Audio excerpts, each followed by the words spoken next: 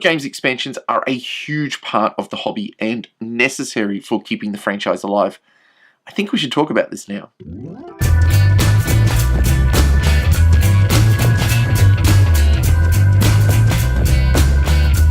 Now, this video is a response to another YouTuber called Clumsy Dad, who does these 2-minute tangents, just sharing his thoughts on the board gaming hobby. And recently he uploaded a video where he talked about expansions in board games. He said that he didn't really understand or get why they were important, and pretty much said that he doesn't really get into them for a few factors. Some of those factors including time, where he said he just doesn't have time to be replaying games to the point where he needs expansions. There's so many games out there to play, there's so little game time. Having expansions for a game is just not that necessary in his eyes. He questions what an expansion actually says about the base game. Was it incomplete when it came out? Can it just be endlessly modified? He questions whether this is just a fad that we're going through and whether such an industry is even really all that sustainable. Being a fan of Clumsy Dad's videos, I actually thought I would do my own response to these questions and go through a few expansions, explaining maybe why they're important and some of the ones that I enjoy the most. I think the big question we have to ask is, what does an expansion do? What is its purpose? Not all expansions are created equal. Some expansions try to simply add more gameplay. So whereas before you might have the base game, I now have more of the same cards. There's different variety, but it doesn't really do anything to change the time of play or change anything about the game. It's just you can swap these cards in and out, or these components in and out, and just have a similar game like the base game, but just with a bit of variety. You got to think the purpose of this is just to keep the game fresh. People looking for that sort of experience from a game would probably be interested in the base game still, but just trying to find a bit more of an exciting reason to get the game out and keep it going. I think one of the big base games to do this was Smash Up, with all of their early expansions essentially just being more variety and really just maintaining or keeping the base game fresh. The expansions really didn't change the state of play or what happened during the game. You just had different cards to keep playing that base game. Any one of those decks could have been released in the base set and it would have had no difference on the state of play. Munchkin's also a big game for doing this. The base game's pretty much the same. The different themes or powers, whatever they get, mixes it up a little bit, but it's really about having more of the same. People enjoy playing Munchkin as a base game, but having that variety gives them a reason to keep getting the game out. And you've got to expect that maybe this is the reason why this style of expansion is important. Because if you want to keep the franchise alive, if you want to keep that base game still up there as a popular game to play, or still sell more base games, by having that extra variety and releasing it slowly, it creates more buzz around the game. People talk about the game more. It gives people a reason to keep pulling it out and playing it, and it gives people a reason to keep recommending it to others. So your base game can still be sold over time because people are playing expansions and talking about the game and recommending it to their friends. So there's a completely valid reason for having expansions that don't actually add anything to the base game except just a bit of variety. And I think from a business point of view, that's perfectly good business sense, but from a gamer's point of view, that's just keeping things interesting. I myself have bought many of the Smash Up expansions because I enjoy the variety. I enjoy being able to play the base game, and I don't care that the base game doesn't change per se, but I enjoy the different powers and the different interactions. I enjoy the different artwork even. I find that appealing. So I'm not saying this is actually a lesser form of expansion. I'm just saying it's probably the simplest form to understand, and probably one we see in a few different varieties. There are expansions that do work differently with the base game. As many people would know, I'm quite a fan of the Elder Sign series. By playing the base game as often as I have, I've developed quite a proficiency at the game, and so therefore I tend to have a higher win rate than what I did when I first started the game. But as I've gotten more proficient and I've had more and more victories from the game, I actually want a bit more challenge out of the box. The recent expansions of Elder Sign have not only added some variety in cards, but also has added new complexity. I even have to rethink how I approach the game, which not only adds complexity, but it adds a little bit more interest for me as I try to work out the best way to play. And so variety is still there, but it's not the driving force. The driving force is these new game conditions that change the way I play the game. That complexity is necessary if I think the base game is going to stay relevant. In fact, the only reason I've had such a resurgence in the game of late is because of these expansions. Because I've been pulling the game out and trying to wrestle with the new complexities of these expansions. I've thoroughly enjoyed my experience. It's created new stories, new intrigue, new interests for me, and I've really enjoyed the new challenges that I face in this game. As people get more proficient at base games, sometimes introducing some complexity can be a real good thing. It can also be a really bad thing if the new complexities introduced aren't that popular. And if you've ever watched a Dice Tower episode, you would know that Tom Vassell hates the Race for the Galaxy expansion simply because they make the game too complex, add too many symbols, and generally confuse what's an otherwise well-functioning game. And so there's a certain amount of risk with these sorts of expansions. Because they're adding complexity, because they are changing the state of play for the base game, they're harder to gauge whether they're going to be successful or not within the community. And I think it's a risk that's paid off really well for Elder Sign, but I can't say that it's happened for all games. Now, when you look at the Ascension series, they add new complexity, but sometimes they even change up the mechanics. Now, one of the things I like about the Ascension expansions is that each expansion can play as its own base game, which means you can buy all the expansions and actually have a different gaming experience with each expansion. But you can also interchange the cards so that you can add that gaming experience to this other gaming experience over here. And that doesn't mean that it's diminished the experience of the base game. It's meant that they change them all in different ways. And some expansions have added more player interaction where we're actually playing cards that interact with the cards in other people's hands more. And others influence the game in other ways, whether it's having more interaction with the discard pile, having more interaction with the draw deck, having more interaction with the center row of cards. And so each expansion has added mechanics that influence the base game, but don't move it too far away from the base game enough so that it seems like a different game entirely. And again, I come back to the fact that this is a good reason for people to keep pulling these games off their shelves. And I think it's interesting with Ascension because each expansion can play as its own game. They don't lose the need for players to worry about whether they're buying a bad mechanic for a game. It can play on its own, and you can even deck test the expansion on its own. Not to mention the fact that it means that you can jump into the game anywhere. When you compare that to games like Netrunner, which is more of a living card game, and with each expansion it might change the game a little, it still seems overwhelming to have to go back and get that base set and wonder which cards are going to be necessary, or to have cards throughout different expansions that are considered necessary, which would mean I'd have to buy all of those expansions to get a full, complete experience in a modern context or in a more recent state of play. But going back for a second to Smash Up, and it's interesting that their more recent expansions have been more in the lines of what Ascension have done with the changing of certain mechanics, which does lead to a different feel in terms of how the game is played. So recent expansions such as Smash Up Cthulhu and Smash Up Munchkin do change the mechanics slightly, create a different sense of play, but does make it also harder to just mix and mash together any expansions. And I say that because I have put together the Cthulhu and the Munchkin expansions and realized that the synergy just isn't there. In some ways, it's actually made it harder because previous expansions would smoothly integrate without any hitches.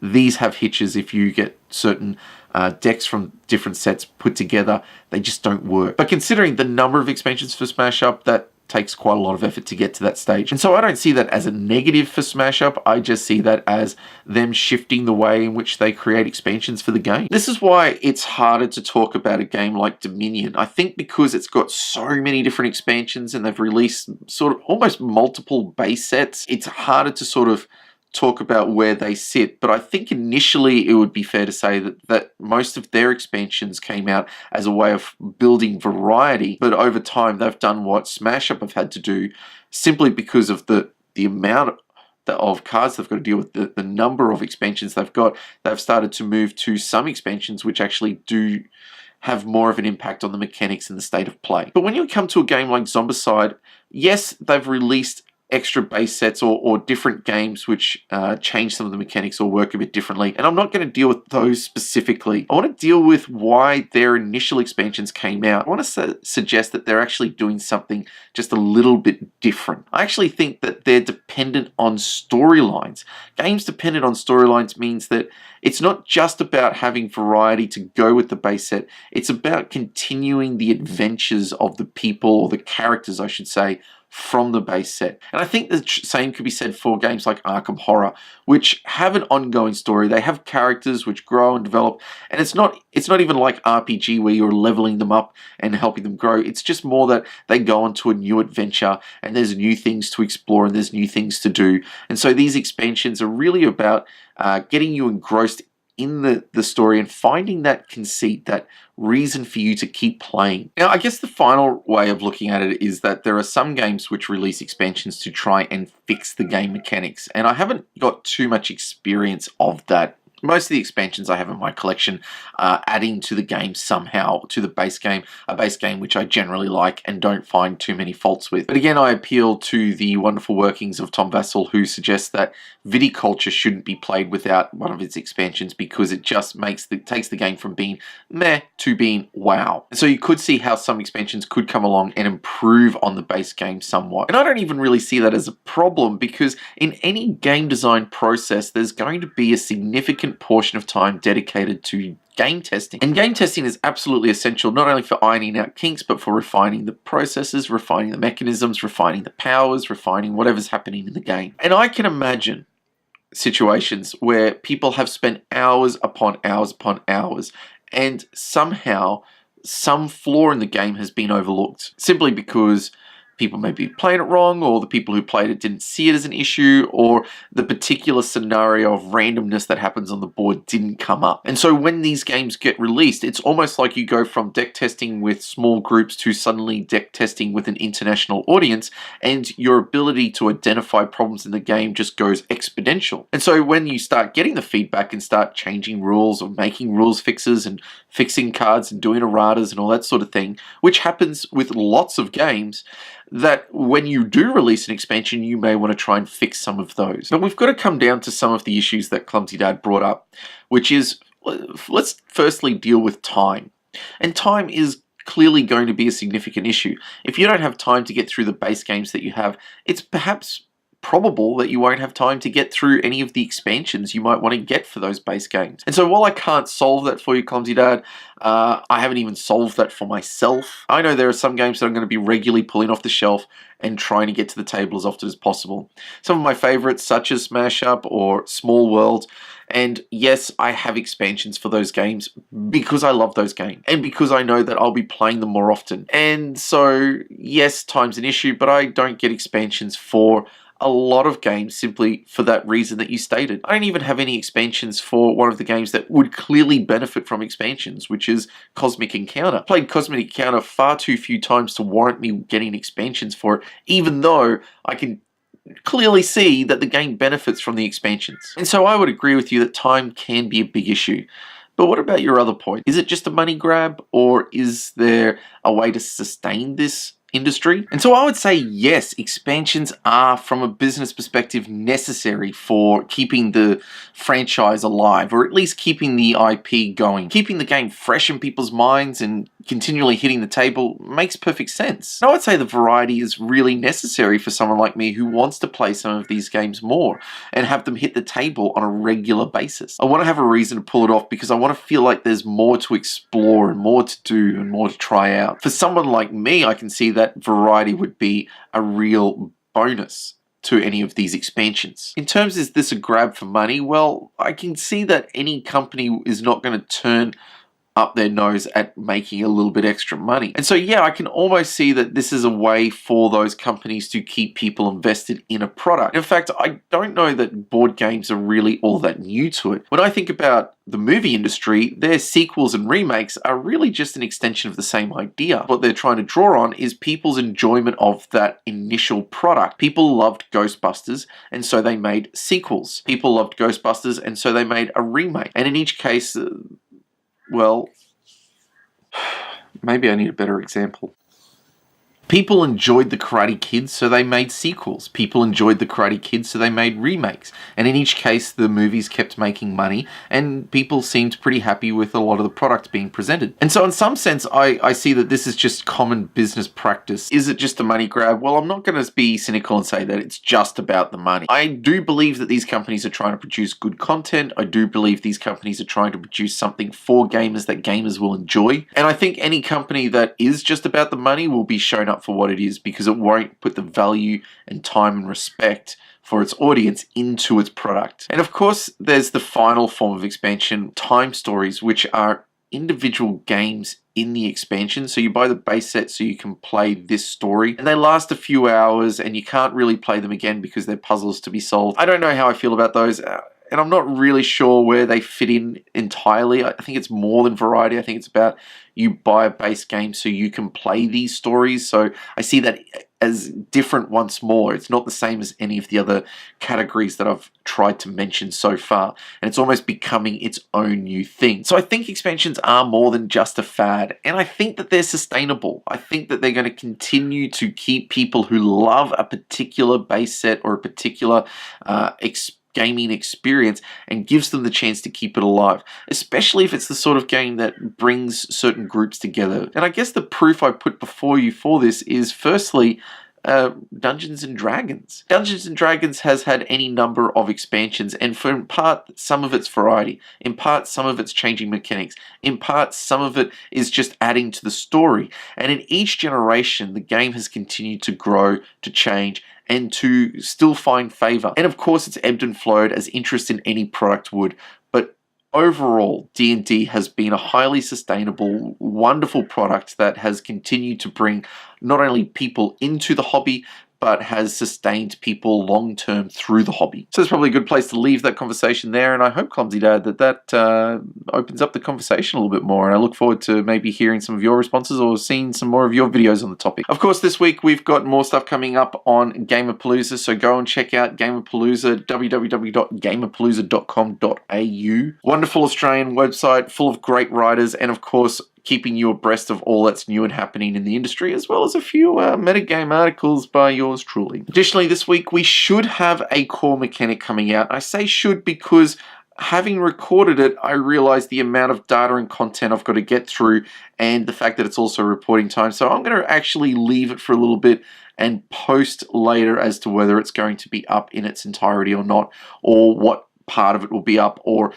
if it'll be up at all. I'm still fairly confident I can get the first part of it done. So remember that this last episode is a 2-part episode, and it's going to be the last one for the year. Also, this week we have Instagamers Network coming up. I hope you've gone out and checked out their videos. The last one that went up was on deck builders, which is a great episode because it actually learned a few really cool deck builders I can't wait to check out. And this one I'm sure will be just as good, so make sure you go check out the Instagamers Network. On top of that, also Dice Tower stuff is coming out. But that should be all as we start to roll into a rather slumberous holiday season. Until then, my name's Dave Adams. You've been watching Nerds of Wisdom Weekly, and that's what's happening now.